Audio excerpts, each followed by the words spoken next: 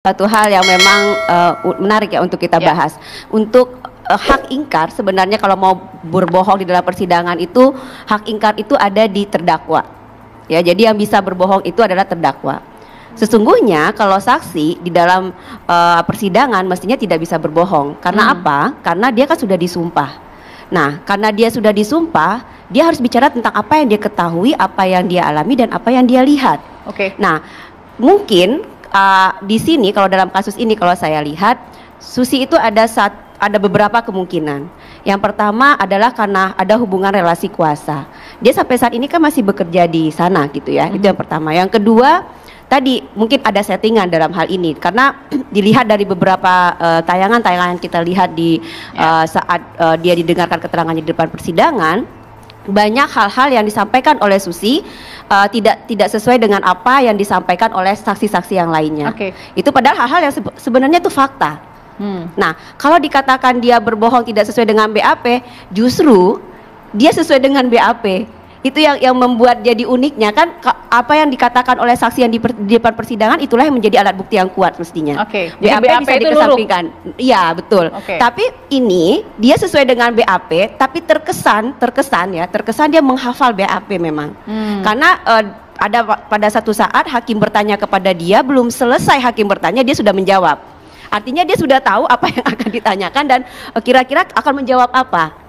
Kemudian ada satu masa hakim bertanya hal fakta yang tidak ada dalam BAP, dia terkesan berpikir lama. Padahal itu sebenarnya kan hal yang sehari-hari ada di dalam rumah itu. Mestinya kan tidak begitu kalau memang itu apa yang dia lihat, dia alami dan apa dia. Nah mungkin kejadian ini banyak hal yang menyebabkannya. Bisa jadi tadi ada relasi kuasa, ada tekanan, kemudian ada ketakutan. Nah itu banyak hal kemungkinan terjadi. Kita langsung cross check ya kepada praktisinya nih, Ibu Elsa Sharif. Kan suka bawa saksi ya ke persidangan. Nah, ketika sempat ada sindiran begitu dari Pak Hakim ya, yang mulia mengatakan kamu saat ditanya oleh jaksa atau saya seperti sakit gigi, tapi jika ditanya oleh pengacara lancar. Ini kan jadi pertanyaan, ini settingan atau bukan, hafalan atau seperti apa? Jadi esensinya saksi bisa berbeda dalam pace atau kecepatan, ketepatan, akurat menjawab itu seperti apa sih Ibu Elsa? Iya. Kalau melihat kondisinya, Susi itu kan seorang pembantu yang masih dalam kekuasaan dari terdakwa. Ya, dia terima gaji dan dia masih bekerja di sana, sehingga itu bisa dimaklumin. Sebetulnya yang berperan keras di sini adalah hakim.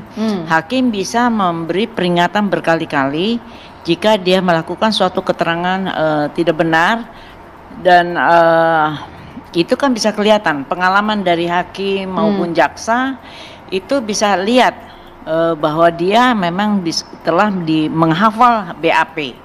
Dan saya melihat informasi bahwa waktu membuat BAP itu pada waktu masih kekuasaan Sambo masih ada, ya Pak Sambo itu masih ada.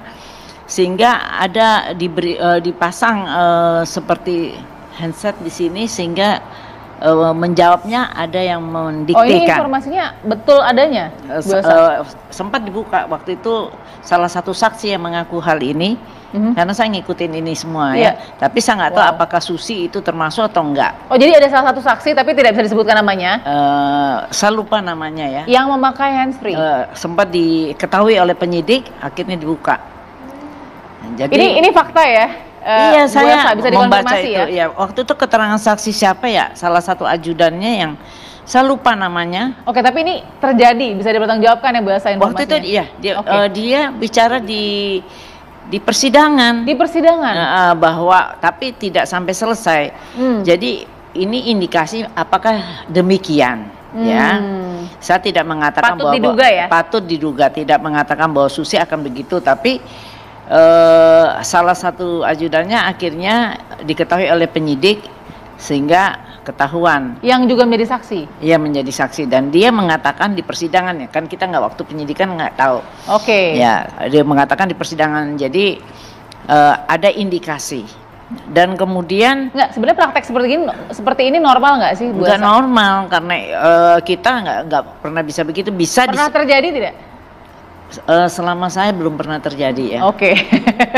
Saya cek aja nih Bu Elsa. Karena kita nggak bisa pakai handphone aja nggak bisa kalau di mendampingi di penyidik juga handphone kita disimpan ya, ditaruh ya, nggak bisa. Nah kemudian soal misalnya tidak di headset itu dia mungkin dia dihafal terus menerus dihafal, dan dia kan bukan orang yang sekolah tinggi yang bisa menghafal sehingga kalau pertanyaan hakim itu berbeda, logikanya tidak jalan.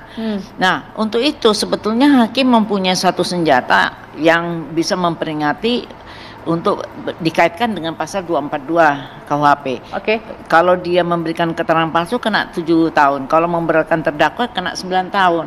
Itu bisa digunakan dan bisa memerintahkan jaksa segera dia ditahan untuk diperiksa tersendiri. Tapi untuk memberatkan terdakwa, bukan meringankan terdakwa. Semuanya. Semuanya. Memberi keterangan palsu itu ancaman hukumannya 7 tahun. Tetapi kalau memberatkan terdakwa lebih berat lagi 9 tahun. Tapi ini kan tujuannya meringankan kan. Betul. Nah itu kena 7 tahun ancaman hukuman tertingginya. Nah ini kalau dilakukan itu bisa diperiksa dulu. Saya pernah dulu waktu kasus Nasaruddin ya. Waktu kasus Nasaruddin kan tidak memakai waktu kita meragukan dia memakai hijab. Kita minta, ada saksi ya waktu itu ya. Saksi siapa saya lupa namanya juga. Kita minta diperiksa sehingga kami memeriksa semua apakah ada sesuatu barang di suatu alat di badannya. Oh jadi itu ada pemeriksaan ya sebelum mulai sidang? Ada, karena permintaan dari saya kami terus diperiksa dengan jaksa untuk memeriksa apakah ada membawa sesuatu di hijabnya. Dan kita ketahui Susi itu sebelumnya kan ada foto-foto keluarga tuh, dia nggak pakai hijab. Nah, tetapi khusus untuk persidangan dia menggunakan hijab, sehingga kita menganalisa kan, ada kesaksian ini mengatakan pernah pakai headset dan akhirnya ketahuan. Kemudian dia tadinya tidak pakai hijab, menggunakan hijab. Saya tidak tahu apakah dalam persidangan itu pernah dimintakan oleh jaksa untuk memeriksa spesial oleh petugas perempuan, jaksa perempuan untuk melihat menggunakan sesuatu di telinganya. Dan itu krusial sekali. Kita akan lihat dulu momen yang terjadi pada saat sidang saksi saat itu Susi ya sedang bersaksi ya. Kita lihat dulu dan saya meminta mungkin Mbak Popi untuk langsung menganalisa. Kita putar dulu. Apakah saudara Ferdi Sambo ikut pindah ke Saguling? Kalau keterangan saudara berbeda dengan yang lain, saudara bisa dipidanakan loh. Pikirkan dulu, jangan jawab cepet-cepet. Saya nggak nanya langsung buru-buru jawab. Apakah saudara Ferdi Sambo ikut pindah ke Saguling? Setiap hari.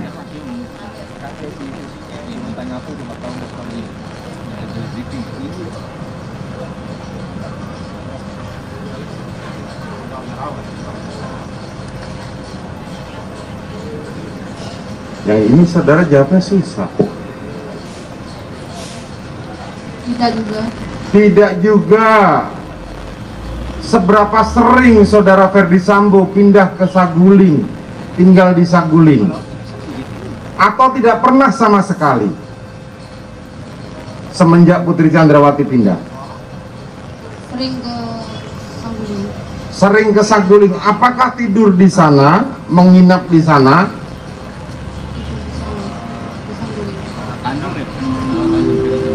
Tadi saudara bilang tidak sering.